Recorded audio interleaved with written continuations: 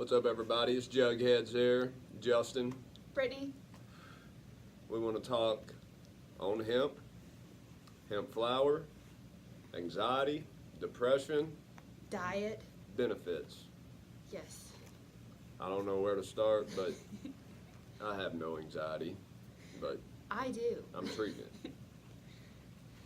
It's like, I don't know, but I'm treating it. So, there's a lot of folks who come in who deal with anxiety, and up until about a year and a half, maybe 2 years ago, I never really had any idea of what that was about. Like, I would see friends sharing stuff about anxiety. I'm like, geez, they got all kinds of problems. Like, what is going on? And then, I don't know, I would say, like, with cleaning my diet up and just being more exposed to certain types of things, I started getting that feeling. I started feeling it. And it got to a point where my chest would be tight. I would get hot and sweaty, and I'd start freaking out. And he would ask me, like, what's wrong with you? What's wrong with you?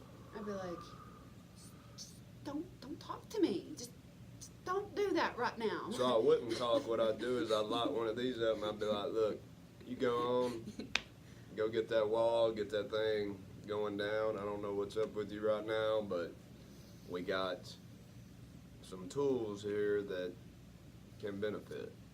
I didn't believe it at first, honestly. I was like, that's not what I need. Like, whatever. Sure enough, first time trying it, it was like, whoa. It just was this cold, but the best way to describe it is like a cold bucket of water just like dumped on me and just broke that wide open, and like I could come up for air and finally breathe. And that's something that's really hard to do. You know, you start getting restricted and your body's restricting and you're just getting tight and tensed up. And this right here just totally relaxes that. It just cuts it off. Says, no, we're not having that. And it completely changed. And I know now that, like, when I start getting really worked up and feel myself starting to go into that right there is what I need more than anything. It's just like a quick release. It's like, whoo, let it out, be done. And it's not that we're just promoting smoking, because there is so many ways to use hemp, but as in the quickest thing when you're having a panic attack or freaking out, it is the quickest. I mean, the lungs is the quickest way to get these cannabinoids into you. I mean, so you may not be able to smoke, you know, you may need to use the oils, but you're going to have to take a little bit longer to let them get digested and get to working. It's just how it is. Yep. But if you need fast action and you don't have a problem smoking, this is the way to get some quick. Really quick. The oils help long term, I believe. I mean, I've been using those. I know that they do help with all of that. It just seems like it takes 30 minutes to an hour for them to really kick in. And when you're in a moment, when you're feeling all of these things and you're just really worked up and you can't deal with anybody and you need to be in that dark, closed off space just away from everybody, you just want to go, ah! When you go through that, like, you can't wait 30 minutes to an hour. And that's where this is really beneficial, you know? If it's something that you're not scared to do, something that you're okay with, you know, light one up, 2-3 hits. You'll be good. You'll be good. It pulls you right back to where you're on an even playing field with your emotions, and it's not like a short-term thing where you're good for maybe 30 minutes, an hour, 2 hours. No, you'll be good for like the rest of the day, honestly.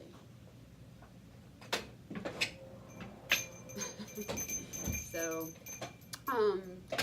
parts of anxiety, everybody's dealing with it now these days. It seems to be like one of the most common things folks are dealing with, that, and there's other conditions out there that we'll talk on at a later time. But I know for myself, some of the biggest triggering things, like since I have cleaned up my diet, I've gone from like heavy dairy, heavy meat diet, you know, and cleaning that up to where I'm not eating that. I'm more on the fruits and vegetables. Every now and then, like maybe once every couple of months, I might have something that maybe I'm not supposed to have, you know, a couple chips or something, you know. But if I do that, it ramps up my anxiety.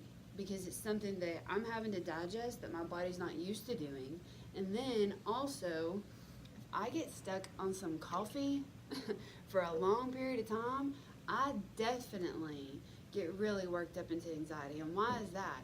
That's because I'm drinking this, I'm not consuming loads of water during the day, I'm not having much fruits or vegetables throughout the day because I'm living off of a 32-ounce jar of coffee. And so that is feeding my anxiety, and then I'm getting depleted from the inside out, basically. When you're getting depleted that way, you're draining your brain. Your brain's not able to function and process and respond in the way that it should be.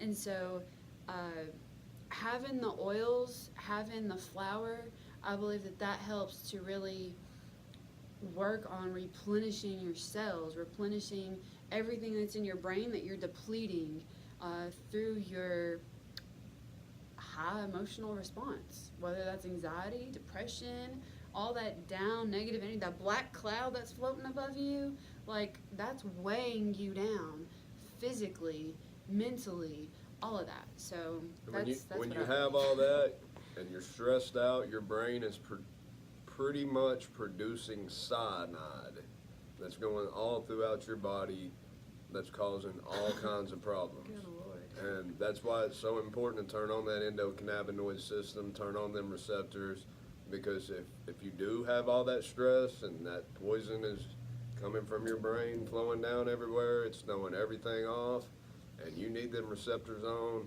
to fight. Yep. I mean, and it's so important.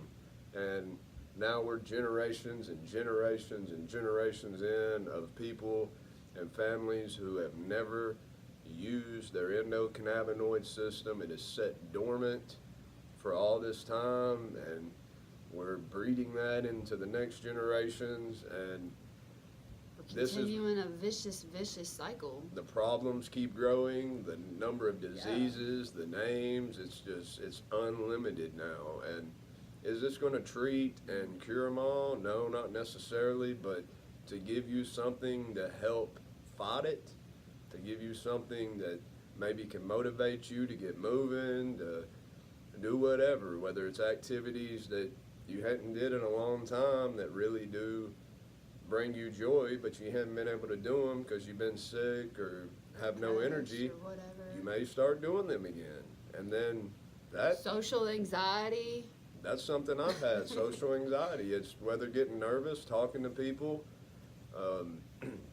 It's helped so much with that. I can get lost in a 20-minute conversation now and just, where before I would completely try to avoid conversation. Just stay over here. I want to be by myself. It don't bother me, especially if I'm on this, which I try to stay on it every day to help fight inflammation in my feet, brain, all that. Just I need it. He mentioned the generations and generations of not having this plant and how we've kind of gone backwards really in our health, because we haven't had it. And there's a study out there. It's actually, I'll give it to you now. It's not really a study. It's just this amazing read. You can find it on Google Scholar, and it's called Brain Building Nutrition. And it talks about the essential fatty acids in the brain. And however, this is like one of my favorite things. However, the last 100 years, our brains are not even fully developing the way that they should be because of our lack of essential fatty acids. And what's really, really cool about the hemp plant is that it contains your perfect 3-to-1 ratio of essential fatty acids. So the more that you're taking of that, the more you're helping to replenish and basically rebuild your brain. You're helping to restructure it and rewire it and activate things that have not been activated. We've got generational curses, where, maybe there's problems with that your parents had, that your grandparents had, your great-grandparents had, that your great-great-great-grandparents had. And you're carrying on these things by poor diet, by continued stress, just everything that our generation now is currently dealing with, just constantly being busy, having no connection, being stuck to a screen. All these things that we have going on right now is feeding that monster. And so by us now being allowed to have this plant, it's like, hey, here's something we haven't had.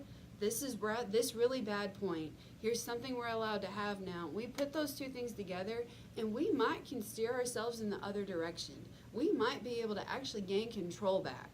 You know what I'm saying? It's not going to happen overnight, but you're going to notice it in yourself, and you're going to be able to become more sociable with people. You're going to be more active. You're going to be more creative. You know, you're not just going to be sitting back being all depressed and getting heavier and heavier and heavier and heavier.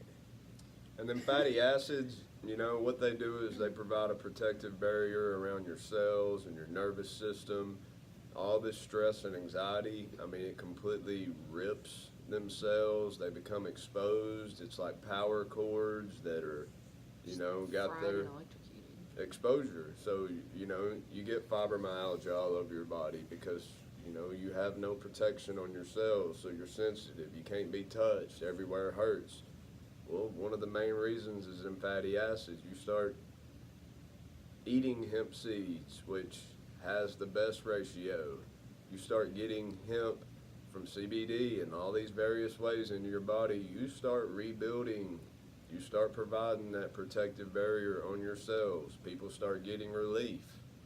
And it's so important. It's so important to really tap into it because we are so many generations down of not having it. And autism, all this stuff it's just skyrocketing, and They say it's only going up, but at the same time, so's hemp now. We're going to keep raising this. These two worlds are going to collide. And we got a lot of work to do. I mean, it's not going to happen overnight, just like it hadn't happened overnight that we've deteriorated this much, but we got to start fueling up. We got to really fill up and overflow. Yep. For sure. Go find you an old person. 70, 80, 90 years old. See what they think of this world. How they grew up. They might not have had hemp or whatever, but they weren't eating the way that we are now. Their life wasn't as fast-paced as what ours is now. And they can tell you, they will tell you over and over again that we are headed for destruction. Processed foods, fast food restaurants, all this, people are just living completely off of it. You know, they're not taking the time to make real food in their kitchen. And, you know, a lot of these older people, like she's saying, they'll tell you, you know, because they've seen it before, they've seen it change, and now they're looking around, they're seeing the effects. We've all lost people to cancer, and, you know, obesity's at an all-time high. And those numbers for cancer, for kids, for teens, I mean, it's no longer just the old people, you know, when they're 50, 60, 70 years old getting cancer. You know, it's kids on a daily basis. It's constantly that number, that age. I mean, it's getting closer, sooner in life. It's happening. Everyone we know's got it, you know. I remember way back before, it's like, someone's got cancer? What's cancer? You didn't really hear about it. You didn't really know about it. And now, everyone you know is ate up with cancer. It's not really a cancer video, but... And then we start questioning. This was a good person. Why did they get cancer? It's never easy when somebody gets cancer, but, you know, when that 80-year-old person gets it, and you think, well, you know, they've lived a long time. Yeah, we hate that they suffered in the end. It was hard on us. It's traumatic, you know. It causes us to have sleeping problems, you know, when it's a family member or a close one or a good friend. But they've lived a life. You know, when these kids are getting it, and you see them, and they're 5 years old, and they ain't got no hair, and then they're sitting there smiling and stuff, that affects you, because these kids hadn't even lived a life. They hadn't got to have joy. But I think a lot of them, it should affect us positively. It should really affect us to want to change and to look for answers and to be more motivated to look for answers, honestly. And a lot of us want to sit back and get mad at God and say, you know, how could you let this happen? If you're a real, true, loving God, how are you going to let this happen, man? Like, these are kids. But in all reality, if we look back at everything, first off, free will. Second off, we have chosen to not eat from the Garden of Eden. We have chosen to eat processed packaged foods. We've chosen the busy lifestyles. We've chosen all of these other things. I'm not placing entire blame on us, because as a society, as a nation, as a country, as a world, whatever, like, we're destroying our world. Plain and simple, you know? And so we just add all those toxins together through our water supply, through our air supply, through everything. And we're individual people. What can we really do? One small thing at a time. Let's fix ourselves. Let's fix our daily routines, how we approach people in general, because somebody else, you might be having a bad day, somebody else might be having even a worse day. And you just smiling at them could bring them up to your level. And someone smiling at you could bring you up even higher. You know, just these little bitty things all throughout the day. We need to encourage people. We need to lift them up. And so many people are being tore down, treated wrong, treated bad. It's causing so many problems in the brain. Like I say, our chemicals, we're not producing serotonin and dopamine the way we should, which is two of the most important things there is. And encouragement. I mean, there's positivity, all them things. There's studies out there that show just, it's true. A few kind words to somebody can really change stuff. I mean, the whole day. One little thing, then they start making steps, and then they pass that on to somebody else. But also the same with negativity. We know tearing people down, that goes on the same exact way. It's good and evil, and we want to promote the good because we like to feel good. We like being happy. We like that, but it's hard. It's hard in a world that's completely against us. Everything, so many things are against us. And we've lost connection in a world that's so connected now through social media. We can talk to people over in China and Europe and wherever, you know, but in a world that's so connected, we're so disconnected too. We're quick to connect with other people on, oh, I'm taking these pills and I got this problem and this problem and this problem. Let's change that. Let's change that. Like, that whole conversation, like, yeah, you might have this going on, but what are you really doing for yourself to get out of that?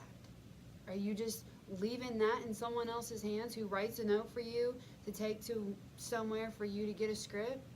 Is that all that you're doing? Or are you really trying and working hard on yourself to figure out, what am I doing in my daily routine that is making this harder on myself? And what can I do to fix that? Because I know for me personally, one of my biggest vices is coffee. And yes, I have one right here because, well, I've not had it in about 3 weeks. And so I've got one today, and this is a half of one. I had half of it yesterday. I'm probably just maybe going to do a quarter of that. You know, well, half of that, so a quarter. And that's our maple Total. Vanilla coffee made from hemp. It's good.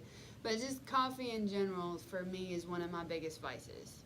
And then I've got the tendency to, like, snack off of this and snack off of that every once in a while. I know I have to stop that, because I know that once I do, it'll heal this, which is going to heal this. Once I replenish my brain, once I rehydrate my brain, I know that I won't be as full of anxiety. And it's something that I've had to deal with, I think, to be able to connect with other people and to be able to understand maybe what they're going through. And it's kind of put myself into a rut. And I'm aware of that. And now I've got to fix that. And that's what I'm saying for everybody else too, is find out what it is for you that's triggering whatever pain or inflammation, anxiety, depression, emotion of any sort. Find out what it is. Really dig on yourself. You know, we're so quick these days, whether it's on social media or in personal interactions, we're so quick to point out the specks in someone else's eyes, but we're not worried about the logs in our own eyes, the problems that we're really dealing with. We mask those, we cover them up, we don't want to acknowledge it. You know, we keep going on about it. Oh, I ain't got time to deal with it. I ain't got time to deal with it. You know, oh, that's too painful, it's too emotional, you know.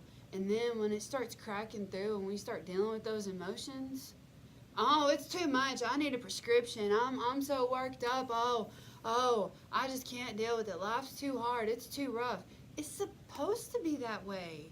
It's supposed to crack you open. It's supposed to do that because we are humans. In human nature, it is natural to have emotion. It is natural to be upset. It is natural to mourn. It is natural, you know, to feel sad for the state of our world. You know, but it is not natural to remain in that. It is not natural to remain in that. And that's where we have to change all of that. So many people come into our stores, they got bagfuls of pills. They don't want to be taking them. They share it, you know, but they've been prescribed it. They've been on this for years. They know it's killing their liver and kidneys and causing all these other side effects. They started with 1 or 2, now they're on 8 and 10, and because they had to start getting more to treat side effects that this one was giving, and these are giving side effects, so they had to add more. And then people come here and they start trying things, and they drop their blood pressure medicine. They drop their Xanax, and some of them dropping their pain pills and opiates. You know, it just depends. But then they start realizing, hold up, you know, I don't even know what I've been taking. I've been going to Walgreens and these stores, and, you know, where does this stuff come from? Where is it made? What's actually in it? You know, then you start realizing, oh, these doctors get kickbacks by writing all these prescriptions, and it's like, well, what is this system? Well, my insurance don't cover hemp, but it covers all the pills up there, so I don't know if I can afford that, but I can afford my $150 or $200 a month doctor bill in order to get them pills for my insurance to take care of. Well, if you can afford that doctor bill every month, you can probably afford enough stuff from this plant. You can afford to take back your health. You know, but you gotta quit trusting them. They haven't been taught this. This is something else. I mean, our health system and medical system has not taught the endocannabinoid system, and they're probably not ever going to, because they don't know how they can profit off of this, because this plant should be being grown in your backyard next to your corn and tomatoes and blackberries. It should be right there. And free for all. You know, just going out, doing some work, digging, planting seeds and watering, you should be able to be getting something that helps you fight that fight. Yep. But we haven't been able to in a long time, but we're now getting into that to where we're almost there, to where we can all have this in our backyards if we want. And that's amazing, but it's also, it's dangerous to the, I mean, they know. They do not want this. And but we're winning now. We can't, the cat's not going back in the hat. It's out. It's they can't stop it now. It's just really, they're going to promote more of their stuff, provide it more cost efficiently, you know, and, oh, you know, here, have this new experimental treatment, you know, we're going to give it to you free, this, and it don't work, and then it just goes all down again. And they're going to start offering that even more. Oh, yeah. Because they know this is winning now. Knowledge is getting out there. Word is spreading. People are sharing their, you know, changing their lives. And testimonial and word of mouth, there is no more powerful advertisement. There is no more powerful way to share this. We can read studies all day, but when you got somebody that's broken in two and they have had benefits or, you know, all this, I'm going to listen to them.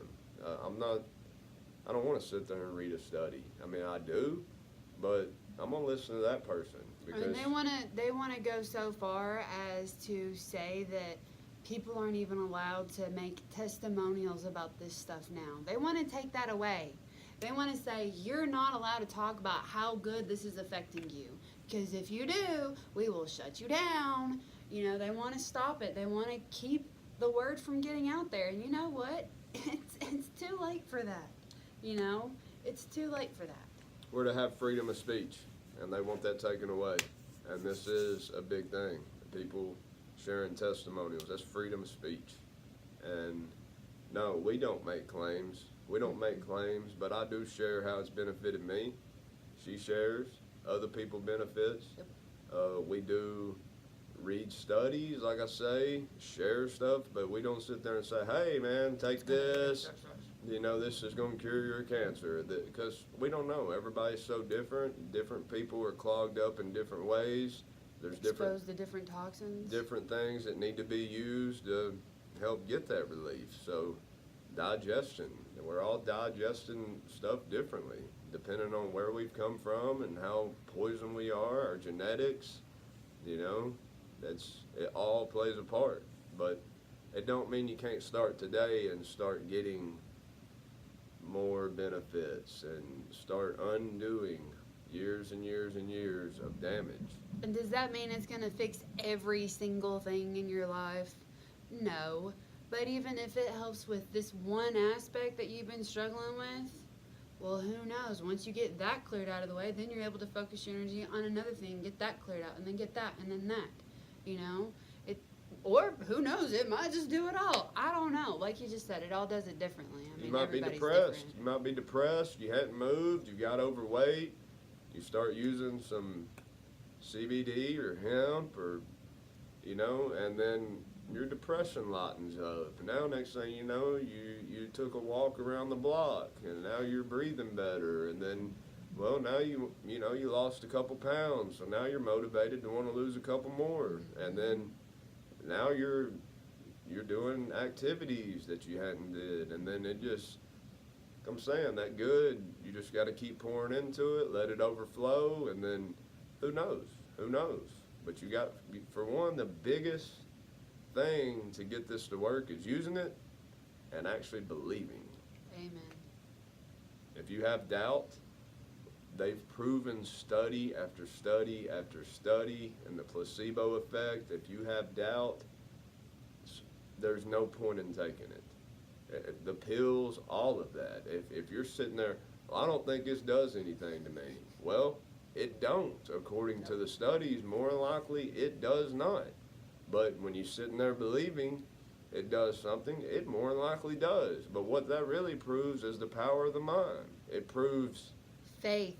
When you really put that belief in there, that's where the most benefits come from. Mm-hmm. Just that right there, plain and simple.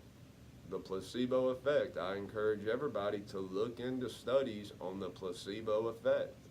And once you start reading that, then start believing. Start believing. I mean, I know for me, when it comes to smoking the hemp joint, just for my anxiety, the first time that I did it, I'll tell y'all this. I went to the back. It was already lit. I took a hit. I was like, what do I think of this? And I did it again the second time, and I started feeling it break open. I started feeling that water dumping on me. I'm like, oh my goodness. I sat there in the mirror. I looked at myself, and I was like, is this really working? Like, is this really working on me? Sure enough, I tell you what, I had already been using hemp products for a long period of time. I'd already been doing it. I already knew hemp worked for me in many different ways. But doing that alone, I was like a little skeptical, but then I realized once it started really working, I was like, okay, that's it. I'm done. I can't hold on to this. I can't. It's something that is not me to begin with. It's something I don't want. This has just shed me of that. So you know what? Psh, done. I'm standing over, to, all right, let's do it. And that's immediately one by one, your endocannabinoid receptors, your CB1s, CB2s turning on, firing on, and going to war. It's like, nah, we're not having this. We're tired of all this tension and all this tightness and all this. and they start producing. They come in start like working. Negan with bats swinging, just whoosh. And they do, and I mean, but the more you use it, the more you tap in, the more you start working on that diet. I mean, the more benefits you're going to get from this. You gotta get off the fast food and the sodas and all that.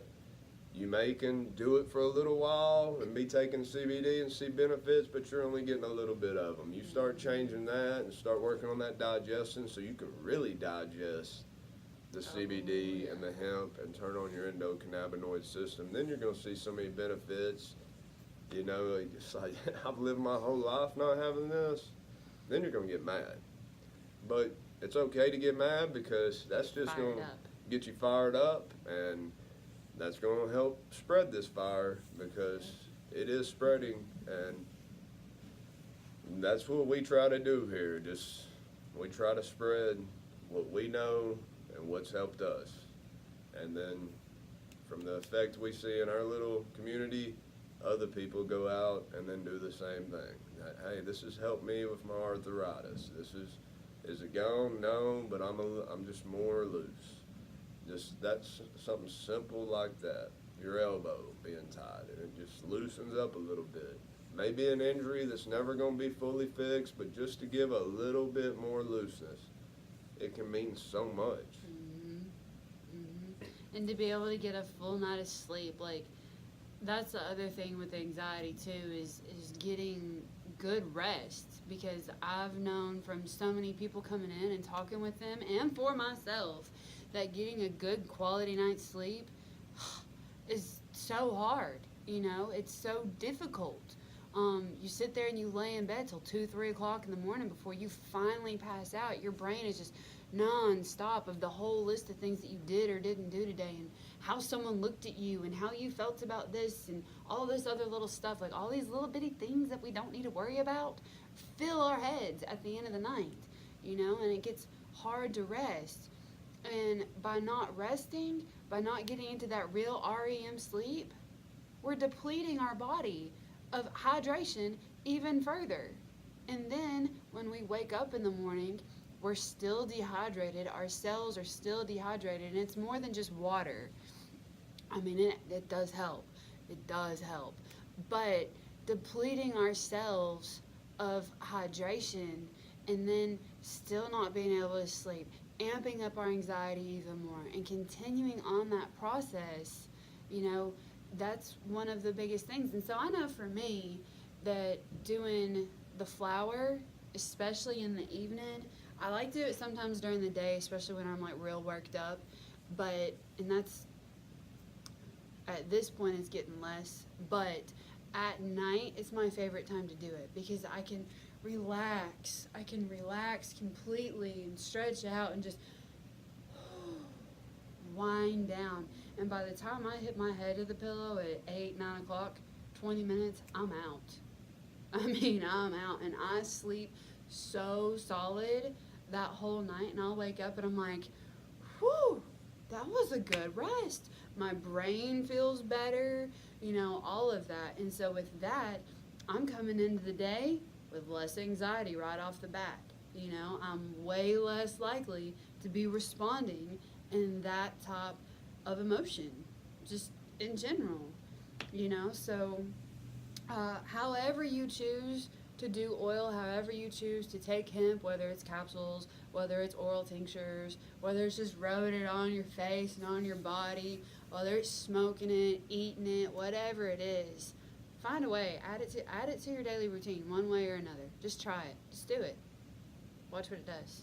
And on the sleep, so many people who come here who can only sleep 2 or 3 or 4 hours at a time and never getting into that deep sleep. They're dependent on stimulants, they're dependent on caffeine, and they're dependent on drugs that stimulate them in order to get through the day. And I drink coffee too. I'm not saying coffee's bad, but waking up and immediately depending on it to get your day going, it's probably not the best thing that I do. It's probably not the best thing that everybody does. It is enjoying, and I think coffee is medicinal, but I think it's abused. I abuse it. I admit it. But it does have its usage. It does have a very good usage, but we have abused that one.